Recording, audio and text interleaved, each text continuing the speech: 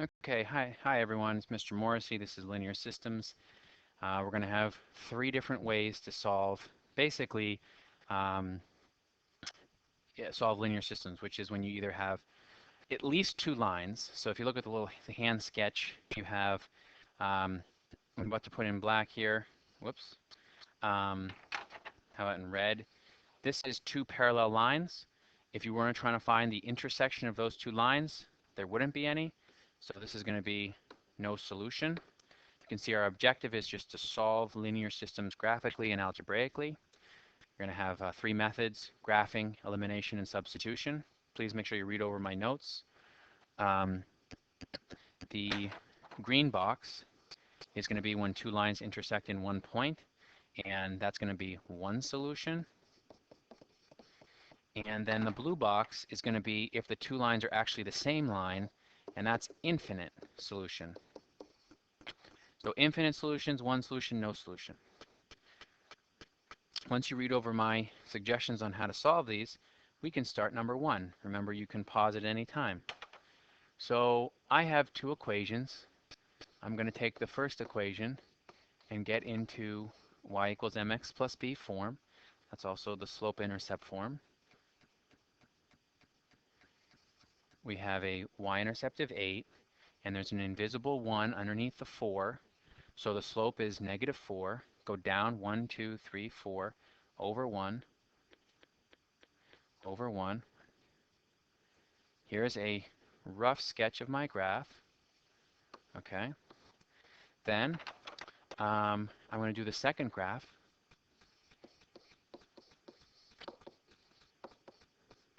When I divide by 3, I get 2/3 x minus 6. I had a great question in class today. Do you have to have the 2/3 x minus 6 in that order? Usually you have the mx part first, but it is possible to reorder the terms, but I don't know why you wouldn't write your answer like that. So the red line has an intercept on the y-axis at 6, negative 6. Then the slope is up 2 over 3, up 2 over 3. You can see I'm just counting down 2 over 3. Okay? And it seems like the intersection point is 3, negative 4. If we weren't confident that was right, which I'm not really confident because graphing I think is very imprecise, hold up. I am going to plug in those points just to check. Checking our work is quite important. So 4 times 3 minus 4. First one works. Second one, so quiet. You guys, you can say something if you want. 6 plus 12, that's 18. Done. You guys seem tired today. The answer for this problem is 3 comma negative 4. It's the one point where both lines intersect. The next question we're going to solve by elimination. Remember, you can pause it at any time. Elimination is actually my favorite one because I'm going to multiply the top equation by negative 2. So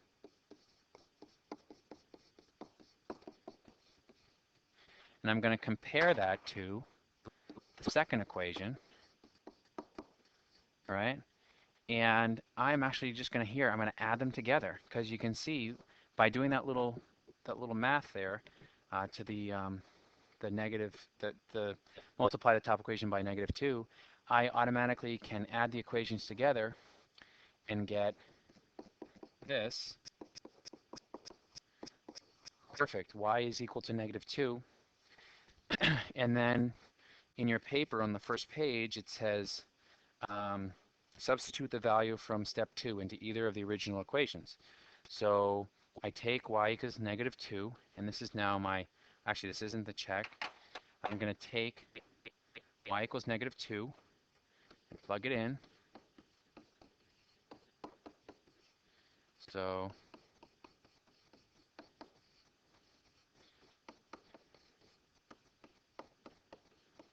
it looks like I get x is equal to negative 4/3. The minute I get a fraction, I am 100% not confident I did it right, so I need to check, okay? So I'm thinking the answer is negative 4/3 comma negative 2. I need to check.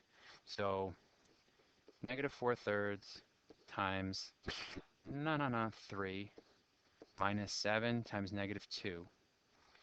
The 3's cancel. 10? Yay! And I'm positive if you plug it into the second equation, you will have the right answer. So why don't you hit pause and do that and verify I'm right. And if I'm not, come into class tomorrow and just you know, tell me. Okay? Let's look at number 3, substitution, my second least favorite. This is my middle favorite. Substitution, I am going to solve the second equation for x. So I'm going to take 3x minus 4y equals 1, and I'm going to solve for x.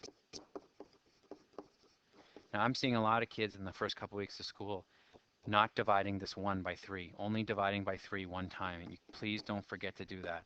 It's quite important. So I get 4/3 y plus 1/3 is equal to x.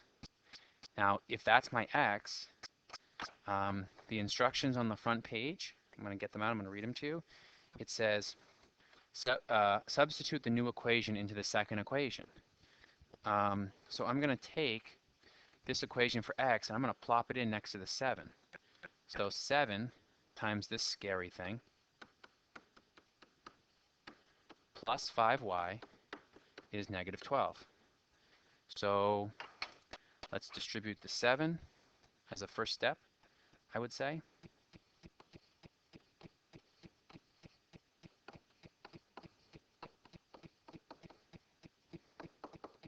Okay, and then I'm going to, as my next step, I'm going to multiply all parts by negative 3. Okay.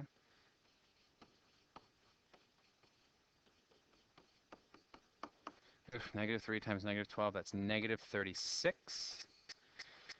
Combine the terms together. Can I do this in my head? 1, 2, and 1, 3, 4, d3 equals negative 43. Oh, look at this. So y is equal to negative 1. Yay. And if y is equal to negative 1, the instructions on your page 1 say now substitute the value in step 2 into either equation and solve for the second variable. So I always tell students plug it into the one that seems a little bit easier, smaller numbers. For me, that's going to be the second equation. So 3x minus 4 times negative 1 equals 1. Subtract 4 from both sides. Make sure you can follow these steps.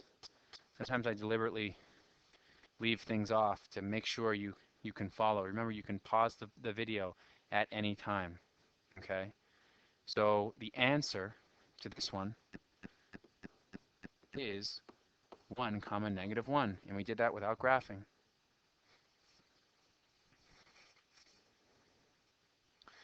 Okay. Let's try the next one. We're ratcheting up the difficulty here. Number 4, solve using any method. That fraction I don't really like. I'm going to multiply first the top fraction, multiply by 2 times 3, because the two denominators are 2 and 3. If I multiply by 6, I get this.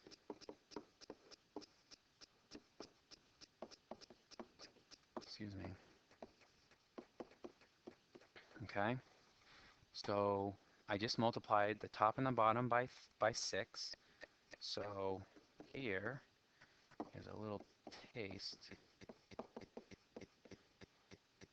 So 3 times x minus 1 plus 2 times y plus 2 equals 24. Great show. You guys ever watch that show? It was on a couple years ago, 24. Probably in middle school. Okay, let's do a little work here, combining like terms. So 3x, do not forget to distribute 2 times, please. pretty please.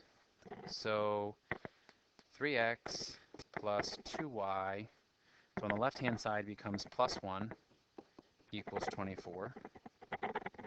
And then when I subtract 1, I get 3x plus 2y equals 23. No shame in rewinding and watching again, or pausing and trying on your own. So 3x plus 2y is 23. Okay, so that was a ton of work. That gets us to no fractions. You know I don't like decimals, but fractions, so-so. But I don't like solving equations with fractions, so I want to get rid of fractions whenever possible. Let's now line up the two equations. So here's the equation we just did that was sort of a pain. So equals 23. And I'm going to line up the equation that was given at the outset here, right there. And you know, I said my favorite was elimination, also talked to by Bedford Farms, but we keep going and we're going to add the two equations together. So add. So look at this, guys.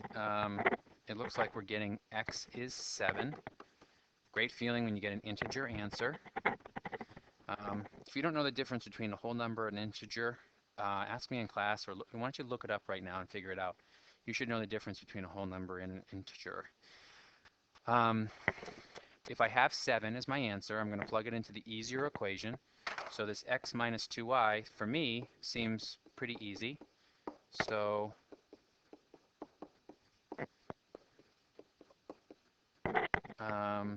what's 5 minus 7? Negative 2. So it looks like y is 1.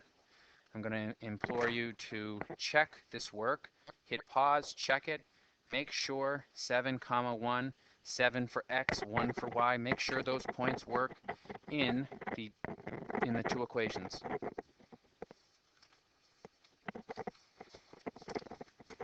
Okay, we're almost done. 12 minutes. Okay, last one. This is going to seem tough. Okay, I'll just tell you that from the beginning. So bear with me here. This looks hard because it seems like it's all variables. Okay, so the common denominator here is AB. I'm going to think of this as a cross product. If I do XB plus AY over AB, okay, that's true. This equals 6.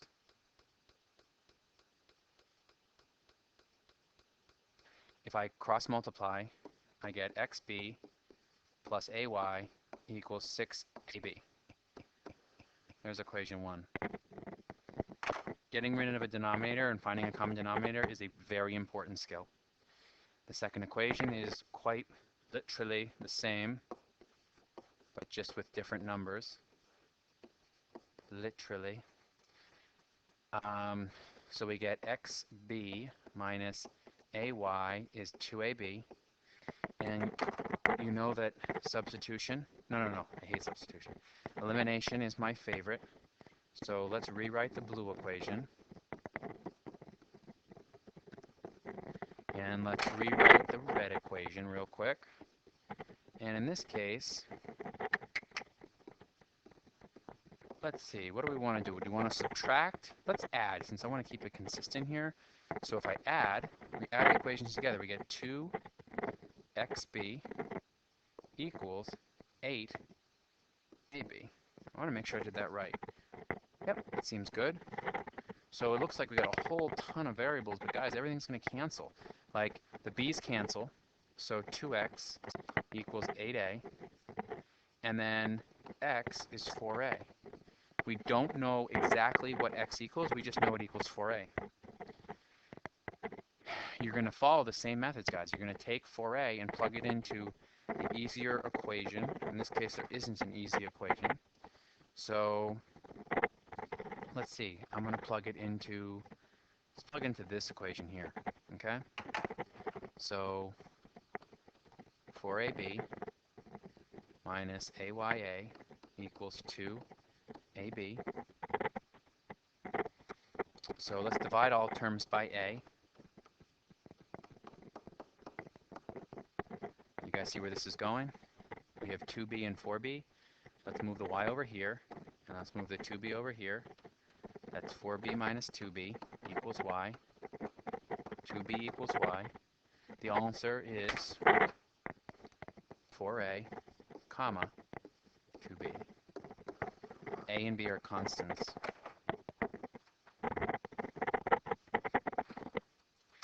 If this last one was hard, then possibly finding a common denominator is something that we need to ask about in class and we need to practice. Otherwise, we're good. I'm feeling good. And I will see you guys next class.